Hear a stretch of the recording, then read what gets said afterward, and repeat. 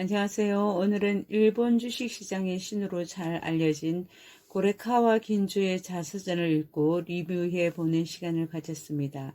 고레카와 긴주는 1897년 일본 효고현에서 출생했습니다. 초등학교를 졸업 후 고베의 무역상에서 소년 사원으로 일했고 16세 어린 나이로 중국으로 건너가 청도의 사만 일본군에게 군납을 하는 군상이 되었습니다. 청년 사업가로 성공한 그는 제1차 세계대전의 종결 무렵 파산하고 맙니다. 그 후 21세에 260명의 직원을 거느린 오사카 신철 아연 도금회사의 사장이 되었으나 1927년 대공황으로 도산하고 말았습니다. 그 후 3년간 자본주의의 미래에 대한 연구에 전념한 뒤 주식시장에 진출하여 백전백승의 신통력으로 일본 주식시장의 유명 인사가 되었습니다. 제2차 세계대전 직전에 전쟁을 사전에 예측 후 한반도로 진출하여 회사를 세우고 광산업에 총력을 다하였으나 일본 패전으로 전 재산을 몰수당하게 됩니다. 무일푼으로 일본에 건너가 63세의 늦은 나이에 다시 주식 거래를 시작하여 일본 주식시장에 큰 손이 되었고 일본 내의 유수의 기업 총수와 재벌을 제치고 일본 소득세 납부 1위를 차지한 쾌거를 거둔 인물입니다. 먼저 저자는 고레카와 긴조, 강금철 옮김, 출판은 일회 미디어입니다. 본문의 한 챕터를 살펴보도록 합니다. 본문으로 들어가 보겠습니다. 저자 고레카와 긴조는 여러 출판사로부터 자서전 출판을 의뢰받았으나 모든 의뢰를 거절을 해왔다고 합니다. 저자는 내가 자서전을 세상에 펴내는 것이 자칫 수많은 투자 실패자들을 양산하는 계기가 될 수도 있다는 경계심 때문에 출판을 피해왔다라고 말했습니다. 그러면 저자의 자서전적 이야기를 읽어보도록 하겠습니다. 자본주의 경제는 붕괴하지 않는다. 상상을 초월한 빈곤한 생활 속에서 나는 장래 살아갈 길을 발견하기 위해서 필사적으로 공부를 계속했다. 도서관에서 돌아온 후에도 매일 밤 집에서 12시, 1시 넘어서까지 노트를 정리하고 자신만의 자료를 만들었다. 이러한 생활을 정신없이 3년간 계속하는 동안 10kg이나 야유였으나 서서히 그 길이 보이기 시작했다. 마르크스 레닌의 이론은 경제의 실태를 파악하지 못한 것으로 이론적으로 오류인 것을 알았다. 자본주의의 경제 변동의 시대를 넘어선 원리적인 하나의 일정한 큰 리듬이 있다. 내가 말려든 금융 패닉도 이 경제 변동의 하나인 파도에 지나지 않는다는 결론에 도달했다. 그 결과 자본주의는 붕괴하지 않는다라는 확신을 얻고 동시에 마르크스 레닌이 말하는 공산주의로는 절대로 가지 않겠다고 결심했다. 경제의 실태는 학문으로 설명할 수 있는 확연히 정해진 변동이 아니다. 하나의 같은 형태로 정해진 경제 변동은 없다. 라는 것이 경제의 실태라는 하나의 법칙을 나는 발견했던 것이다. 자본주의 경제는 끊임없이 다음 상태로 이행해가는 파동을 반복한다. 금융공황이 일어나는 등의 일은 그곳에 있는 이윤 추구의 구조, 그것이 혼란을 일으킨 것으로 이윤을 추구하는 이상 경제의 변동이 불규칙적이지만 일정한 큰 리듬으로 일어나는 것을 피할 수는 없다. 소위 경제 변동은 경제의 실태에서 오는 자연현상인 것이다. 예를 들면 경제의 파도가 하강선을 그리면 그것은 영구적인 하강이 아니라 내려가는 것은 다음의 상태로 이행하는 에너지를 비축하는 것이다. 또 경제가 상승선을 그릴 때도 그것은 다음의 상태로서 하강의 에너지를 비축해 간다. 경제 변동의 파도에 커다란 차가 있는 것은 그 시대의 정치를 비롯한 경제를 둘러싸고 있는 환경 조건의 변화가 있기 때문인 것이다.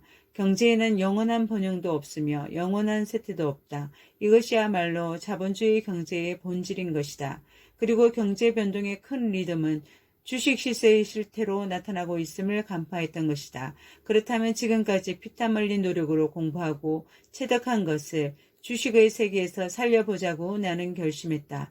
주식의 인생을 걸자고 결심은 했지만 주식 투자에 미천이 될 돈이 없었다. 도산에서 3년간 수입 없이 아이도 4명이나 끌어안고 빚에 허덕이는 생활을 하고 있었으므로 집에는 전당 잡힐 물건은커녕 이미 돈을 빌릴 곳마저 없는 상태였다. 어쩔 수 없이 아내에게 부탁할 수밖에 없었다. 아내가 만들어준 70엔을 갖고 오사카의 기타하마 주식시장으로 달려갔다. 그런데 주식 최저 잔고금이 200엔인데 70엔으로 어떻게 해볼 수가 없었다. 과거에 친분을 맺고 있던 지인의 도움을 받아 70엔의 원금으로 매매를 승낙받아 나의 주식 투자 인생이 스타트를 끊었던 것이다. 1931년 34살 때의 일이다.